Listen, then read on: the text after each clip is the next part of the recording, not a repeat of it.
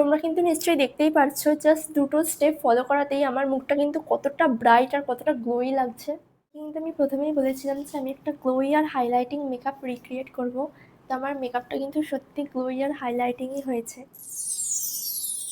Hello my cuties, আমি Megha and welcome to my channel.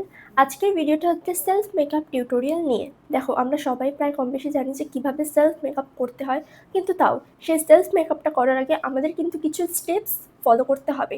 সেই স্টেপসগুলো যদি আমরা ফলো না করি তাহলে কিন্তু আমাদের মেকআপ একটা টাইমে গিয়ে কেকি ক্র্যাকি বা একেবারেই নারিশ থাকবে না বা স্মুথ থাকবে না। ফার্স্টে আমাদের ওয়াইপস দিয়ে আগে মুখটাকে ভালোভাবে ক্লিন করে নিতে হবে, কারণ আমরা যদি ভালোভাবে মুখটাকে ক্লিন না করি মুখের এই ময়লাগুলো লেগে থাকবে মুখে, আর মেকআপ কিন্তু একেবারেই বুঝবে না।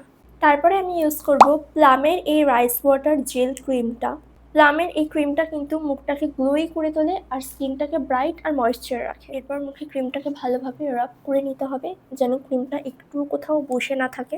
এরপরে আমি মার্সের এই প্রাইমারটা ইউজ করব। এটা হচ্ছে মার্সের গ্রিপ প্রাইমার, আর পোর্সগুলোকে কিন্তু একেবারেই লক করে দেয়। তো এভাবে পোর্সের উপরগুলোতে প্রাইমারটা অ্যাপ্লাই করতে হবে।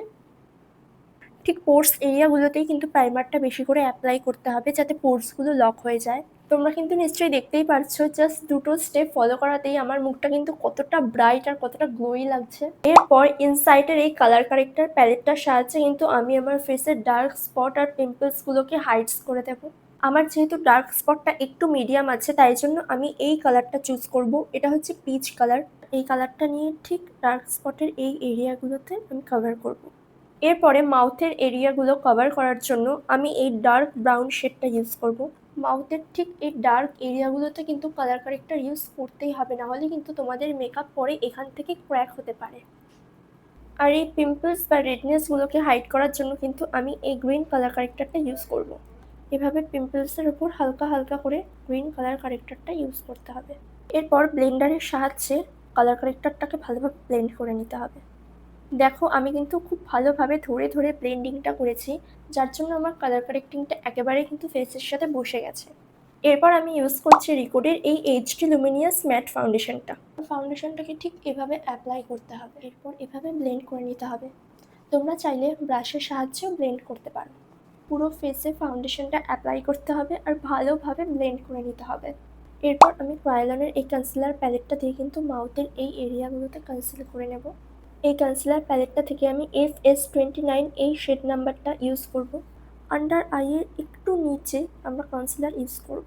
এরপর এই কনসিলারটাকেও হালকা হালকা করে ব্লেন্ড করব। তোমরা দেখো, আমার কিন্তু কনসিলার ব্লেন্ড করা হয়ে গেছে আর কনসিলারটাও আমার ফাউন্ডেশনের সাথে এক্স্যাক্ট ম্যাচ হয়ে গেছে। এরপর কিন্তু আমি রিকোডের এই ক্রিম ব্লাশটা ইউজ করব। এটা কিন্তু খুবই সফট আর মুখে কিন্তু একেবারে মেল্ট হয়ে যায়।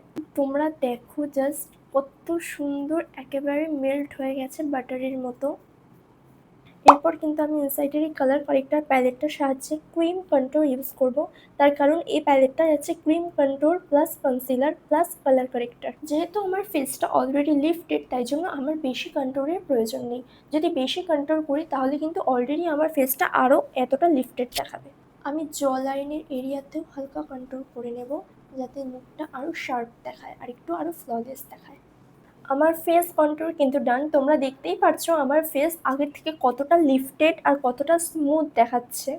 এরপর কিন্তু আমি সুইস বিউটির এই ট্রান্সলুসেন্ট পাউডারটা ইউজ করব। আমি তোমাদেরকে বলে দিই, সুইস বিউটির এই ট্রান্সলুসেন্ট পাউডারটা কিন্তু মেকআপটাকে অনেকক্ষণ লং লাস্টিং আর টাইট রাখে। ফেসটাকে কিন্তু এভাবেই ডাস্ট আউট করতে হবে যাতে ফেসের কোনো এরিয়াতে যেন পাউডার লেগে না থাকে।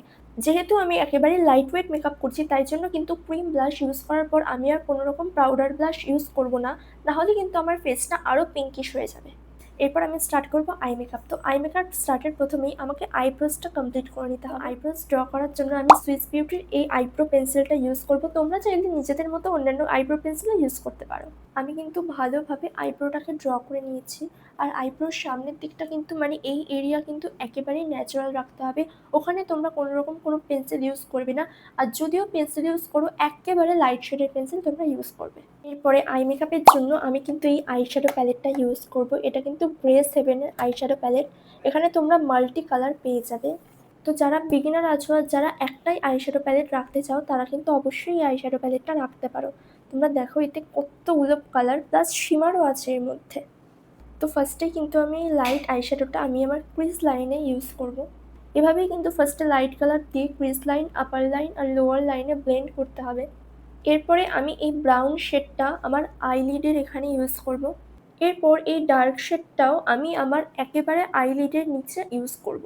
এরপর কিন্তু ব্ল্যাক আইশ্যাডোটাকেও সেই ব্রাউন আইশ্যাডোর সাথে ক্রিজ লাইন বরাবর ব্লেন্ড করে নিতে হবে। এরপর কিন্তু একটা এরকম সরু পেন্সিল ব্রাশ নিয়ে আমি আমার লোয়ার লাইনটাকেও কিন্তু ফিল আপ করে দেবো আইশ্যাডো দিয়ে। দেখো আমার আইটা কিন্তু অলরেডি একটা শেপের চলে এসেছে আর আমার আইশ্যাডোটাও কিছুটা স্মোকি আইশ্যাডো হয়েছে। নেক্সট স্টেপে আমি কিন্তু মার্সের এই ডাবল ট্রাভেল মাস্কারাটা ইউজ করব। মাস্কারাটার কতটা ভলিউম! লোয়ার ল্যাশেও কিন্তু মাস্কারা দিতে কখনো ভুলবে না, নাহলে কিন্তু চোখটা একটু বেশি ছোট মনে হবে। দেখো মাস্কারাটা কতটা সুন্দর আর কতটা ভলিউম ক্রিয়েট করেছে। লাইক আমার আই মেকআপের লুকটা পুরোই চেঞ্জ হয়ে গেছে মাস্কারাটা ইউজ করার পর। যেহেতু এই লুকটা হেভি মেকআপ লুক নয়, লাইট ওয়েট মেকআপ লুক, তাই জন্য কিন্তু আমি আইলাইনারটা স্কিপ করেছি। তোমরা চাইলে আইলাইনার অ্যাডও করতে পারো। এরপরে কিন্তু করতে হবে আমাদের নোজ কন্ট্রোল। তো নোজ কন্ট্রোল করার জন্য তোমরা যে কোনো পাউডার কন্ট্রোল ইউজ করবে আর এরকম একটা ফ্ল্যাট ব্রাশ ইউজ করবে। কন্ট্রোল হয়ে গেছে, এরপরে কিন্তু একটু হাইলাইটার নিয়ে নোজের এইখানে আর এইখানে একটু হাইলাইট করে নেবে। এরপরে আমি ইউজ করবো হাইলাইটার। তো তোমরা যে কোনো হাইলাইটার ইউজ করতে পারো। লিপস্টিকের জন্য কিন্তু আমি মার্সের এই লিপস্টিকটা ইউজ করবো আর লিপ লাইনারের জন্য সুইস বিউটি লিপ লাস্টে এভাবে লিপটা লাইন করে নেব। আমি ইউজ করবো মার্সের এই লিপস্টিকটা। বেসিক্যালি এটা আমার ফেভারিট লিপস্টিক বিকজ এর শেডটা এতটা ন্যাচারাল আর লিপের সাথে খুব ভালোভাবে মেল্ট হয়ে যায়। দেখো লিপস্টিকের কম্বোটা এত সুন্দর, আমার নিজস্ব ভীষণ ফেভারিট এই লিপ কম্বোটা। আমার ফুল ফেস মেকআপ ডান। এরপরে হেয়ার আর জুয়েলারি। চলো দেখা যাক কিরকম লাগে। আমার মেকআপ কিন্তু অল ডান।